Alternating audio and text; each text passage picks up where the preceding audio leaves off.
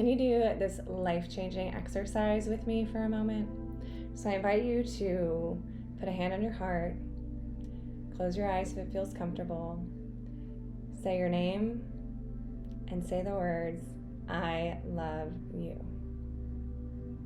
Do it now. Hand on your heart, your name, I love you. How does that feel in your body? There's a lot of talk everywhere, rightfully so, about self-love and how important that is. And sometimes I roll my eyes like, I get it. Okay, love yourself. But it's surprising to me how many people, and myself included, still battle with this, with loving themselves and with feeling okay doing that. And so I wanted to share something that came up in a conversation I had last week with a client, because it was just so eye-opening, and I just love the path that the conversation took. So I'm going to use that as sort of an outline for today's video. And one other thing that I noticed was I have recently released a free downloadable poetic pep talk, and a lot of that deals with loving yourself and saying the words I love you, and people have said that part feels uncomfortable for me. Or in other affirmations that I've released on my channel, they've included the words I love me or I love you, but you're talking to yourself, because it's a very healthy practice to talk to yourself in the second person. And a lot of people have said that just feels uncomfortable. So if you haven't downloaded the free poetic pep talk, in the description, I encourage you to do so. And of course, subscribe to my channel if you haven't yet. And if you like this content, you may be interested in my poetry book that is now available on Amazon, or my online course. And all of that information is in the description or at my website, powerfulandpoised.com. But for today, I really want to harp on why it's so important to love ourselves. Actually, I think you know why it's important, but what I want to really focus on is the fear or the objection that many people have, which is that loving ourselves may make us feel arrogant. So the client that I was speaking with that inspired this video, I was talking to this client, and he has this recurring root cause issue that keeps coming up, which is around his feelings of unworthiness. So that manifests for him in his speech, and he has a very difficult time speaking and communicating. He gets flustered, he stutters sometimes, and we've had many discussions about his feelings around speaking and being heard, and it all always comes down to the same thing, which is this root cause of feeling unworthy. I think everyone feels that to some degree. I think by human nature we have a worthiness block. But for some people, it's a little easier to work with it than for others. So in this particular person's case, he is a practicing Jew, and he's very, very devout. And this enabled us to have a spiritual-based conversation. And it was part of why this was so difficult for him. Because when I said to him, you're worthy, it's okay to be worthy, can you say that to yourself? He couldn't, because his objection was, I feel unworthy in the image of God. I feel like if I call myself worthy, or that I say that I'm enough, I'm being arrogant or conceited. So there are a few points I want to address here. One is this analogy that I used with him, which is, so if you believe in a higher power, especially if you believe in a God that is kind of this one deity that's looking down on you, God created you, right? And the Bible says we are all created in the image and likeness of God. And therefore, why would God create an unworthy creature? An analogy I like to use is, imagine you planted a garden and you have all these beautiful flowers. And then the flowers are sitting there like, I hate myself. I'm so ugly. The daisy wants to be a rose. The rose wants to be a tulip.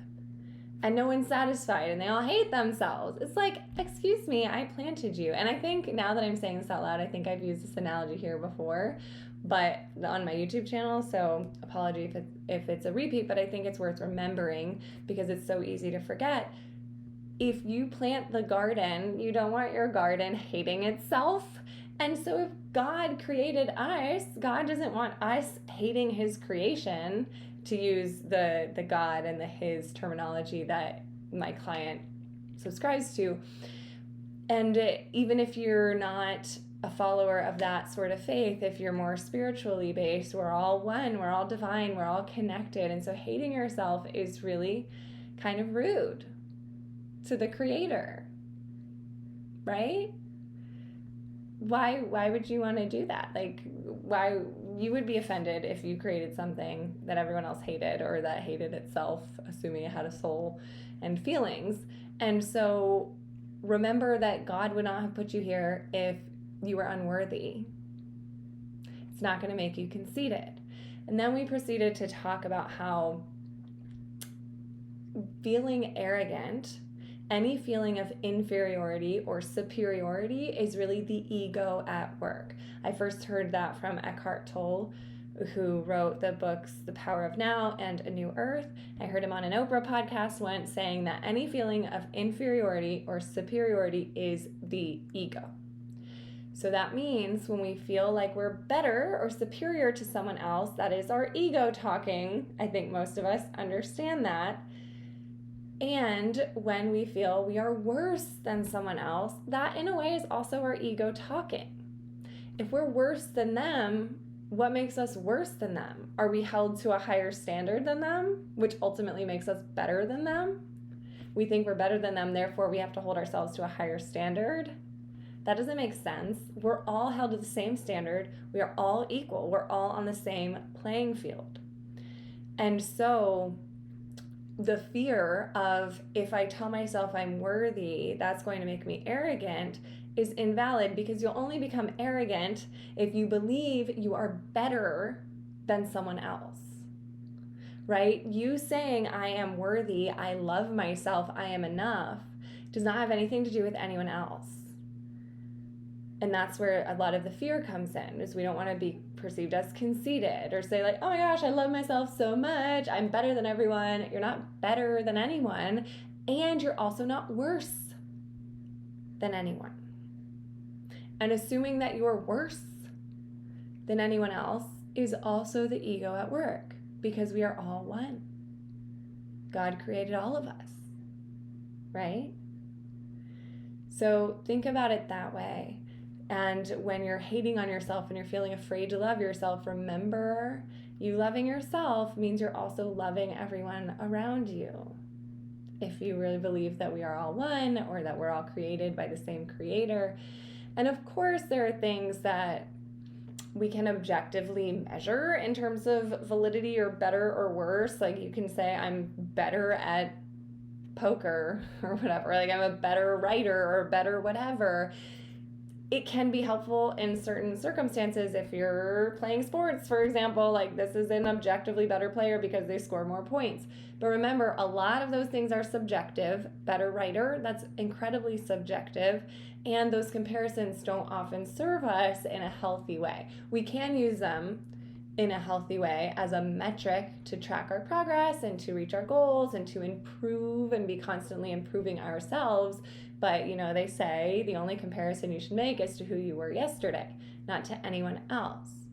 So loving yourself does not have to mean that you think so highly of yourself that you think poorly of other people. Loving yourself fully will actually help you love everyone else even more, because you're no longer comparing yourself to them. You're no longer using people for validation, because you already love yourself so much. So you're not saying, oh, I like this person because they like me. I don't like that person because I get a weird vibe. It's, I love me. No one can rub me wrong, because at the end of the day, I love me so much, and I'm taking care of me, and I trust the divine loves me so much that no matter what they do, I'm still going to love them too, because I still love myself. And of course, that is like super high level. I'm certainly not there. And there are going to be moments where people may rub us the wrong way and we have negative thoughts or we get triggered. But as long as we keep coming back to that self-love and remembering it's okay to do that, we have permission to love ourselves, then the easier it's going to be to bounce back from those triggers. So as we continued the conversation, something else came up and it pointed back to the same root cause. So I wanted to share that as well. And that is, we realized he was not getting enough sleep, and he shared that he'd been in the cycle of staying up very late playing video games and then waking up exhausted and then saying he'd go to bed early, but then playing video games and going to bed really late. And it was just a cycle. It just kept happening. And every time it happened, he would beat himself up for it. And he would shame himself. And he'd be like, oh my gosh, I'm so stupid. I did it again. Why did I do that? Da, da, da, da. And I told him to forgive himself. I was like, you're allowed to forgive yourself. You made a mistake. You stayed up late playing video games. Forgive yourself. And his resistance to forgiving himself was because he felt like that would excuse his behavior. It doesn't. Forgiveness doesn't excuse the behavior. It simply means that we're ready to move on. It's in the past. We can't change it. Now, with something like this, where it's a repeated pattern, many times we'll be in that habit of doing the thing that we know we don't want to do, or that we know is bad or wrong or just not serving us, and then we'll yell at ourselves for it. We'll beat ourselves up over it. And we feel like that unhealthy level of guilt and shame that we feel is somehow going to help us, but it's not. There is such thing as a healthy guilt, and I think even healthy shame, but it's only healthy when it's done to a useful degree. If it's done to the degree that you're just spending all your time beating yourself up and believing you're unworthy, because then doing the thing that doesn't align with your value system is just another reason to add to your belief that you're not worthy and that you're not enough, and it makes it harder to love yourself when you're constantly letting yourself down. And so I suggested to him that he not beat himself up and that he forgive himself, and today's a new day. And it brought up a cycle that I've battled over the years, which is around food. And I, especially in the past, not so much now, but it still happens occasionally, but I would have instances where I'd binge eat, especially with sugar. And I would overindulge, and then I'd yell at myself for overindulging, and I'd hate myself, and I'd beat myself up over it until I had it pointed out to me, or maybe I read it somewhere, but a few years ago, it came to my attention that a lot of times we engage in those unhealthy patterns because we want the reward of beating ourselves up. Because at some point in our childhood, we interpreted something to mean that we are bad. At some deep subconscious level, we believe we are bad, and therefore we engage in behaviors that prove that to be correct, so that we have a reason to tell ourselves we are bad. Because in a very distorted way, that makes us feel comfortable. And that was a big revelation for me when I realized, like, maybe I'm not addicted to the behavior of binging. I'm addicted to the feeling of regret that I have afterwards. I'm addicted to being mean to myself, which is a pattern that runs in my family long back, like back many generations. And so what has been helpful is when I binge, I just don't beat myself up over it. Yes, I'll feel like guilty and bad and like, oh, I shouldn't have done that. I wish I didn't do that. But then I don't allow myself anymore to spend so much time worrying about it or to dwell on it. Instead, I will take a walk or drink a lot of water or do something or dance or do something to get my mind off it, and to be kind to my physical body, which I've just done something not nice to. But the beating ourselves up cycle is not helping anything. And his resistance to that, when I shared that story with him, was very astute. And he's like, yeah, but is that actually going to change the behavior? And the answer is probably not. Maybe it could. If we're really addicted to the feeling of beating ourselves up and not so much the thing that we're doing, then yes, stopping beating ourselves up could very well at least reduce the number of times we engage in the behavior, which was my experience. I don't binge as much anymore because I don't make it such a big deal. It just doesn't happen as much. And the other benefit, even if it doesn't change the behavior, the benefit is that we're now putting ourselves in a higher percentage of positive states as opposed to negative. So we can have the pattern of doing the addictive behavior and then being mad at ourselves for it, therefore prolonging and perpetuating the experience in a negative state of, I binged and now I'm mad at myself for 5 hours afterwards. That's like taking up a lot of my time, versus I binged, it happened, it's over, move on. I forgive myself and I move on. And of course, couple that with the strategies and practical tools to help. But at least that way we're maximizing the amount of time we have in a positive state. It doesn't have to ruin our whole day. And again, his very astute observation was, aren't these chemical addictions? Sugar is a chemical addiction. Screens, video games, that's a chemical addiction. Alcohol, smoking, we know that things are addictive at a biological level. And so just being kind to ourselves will help, but it probably won't. That alone probably isn't enough to completely change the behavior. Or if it is, please let me know and tell me how you did it, because that's amazing. And so when he asked me that, my response was, I'm not an expert at breaking addictive patterns.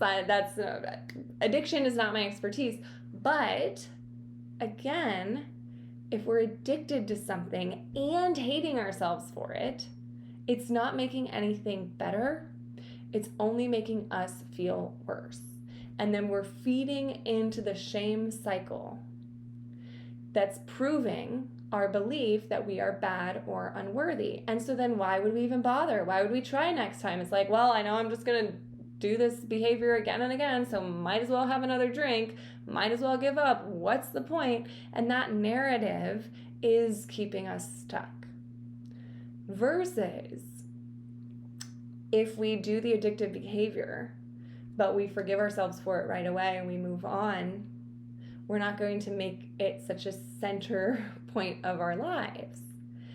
And the fear, his resistance to that was, I don't want to excuse the behavior. I don't want to become lazy and just say like, okay, well, I forgive myself. And then we do the same thing every day. Like, that would be lying to ourselves if there's something we know we don't want to do and we do it every day and say, oh, well, it's fine, I forgive me.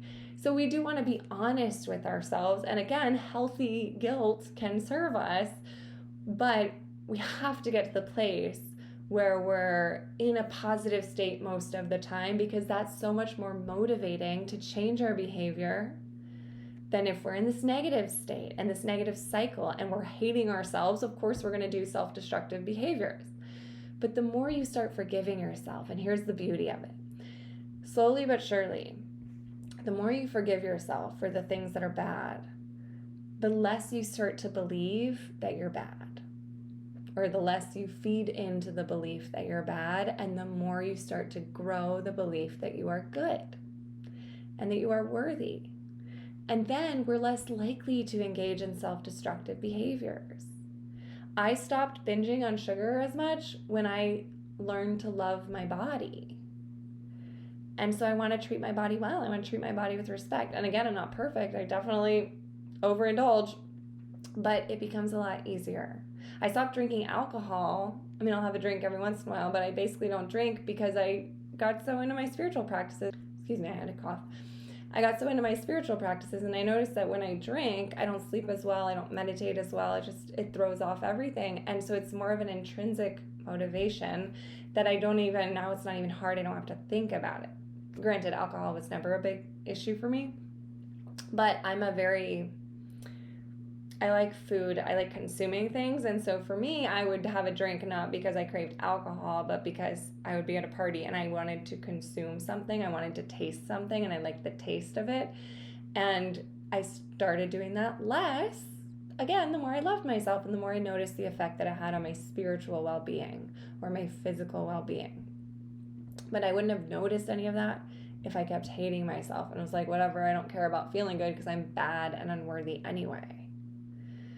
So all of this is to say, you are allowed, here is your permission slip, to love yourself. It will only make your life better. It cannot make your life worse. And loving yourself does not mean you love anyone else any less. If anything, it expands your capacity for love in general, to help you relate to people better, to help you resent people less, to use people less, and to really connect on a deeper level of love, because you don't need anything from them because you love yourself so much that now you're giving to them and you're receiving the love that they have to give to you. So I encourage you to do your own journaling and reflection around what worthiness blocks you have. What comes up for you when you put your hand on your heart and you say your name and you say, Trisha, I love you, or insert your name, of course. What comes up? How does that feel? I would love if you can leave some comments and let me know, because this was one conversation I had with one person. And of course, I've done my own reflection and listened to a lot of podcasts, and I've worked with lots of clients over the years. So this is not the first time I've had this type of conversation, but it's the most fresh. And I'd be really curious to hear and to know what else comes up for people and what are big blocks for you. And perhaps we can talk about those on another video. So thank you so much for listening and watching. I encourage you to love on yourself today without guilt or shame, and just know that you are perfect. You have permission to forgive yourself. This won't make you lazy or passive. It'll just make you inspired to be the best version of yourself. Because ultimately, if we do something that we don't like, that's bad or against our value system over and over and over, and forgive ourselves for it, again, that's not going to feel good. You'll know you're doing this correctly. You'll know you're on the right path when things feel really good at a deep level, not a superficial level of, oh, this is pleasure temporarily, but at a deep level where you feel aligned because you know you're valuing yourself. So again, please leave a comment and subscribe to my channel if you haven't yet. Thank you so much.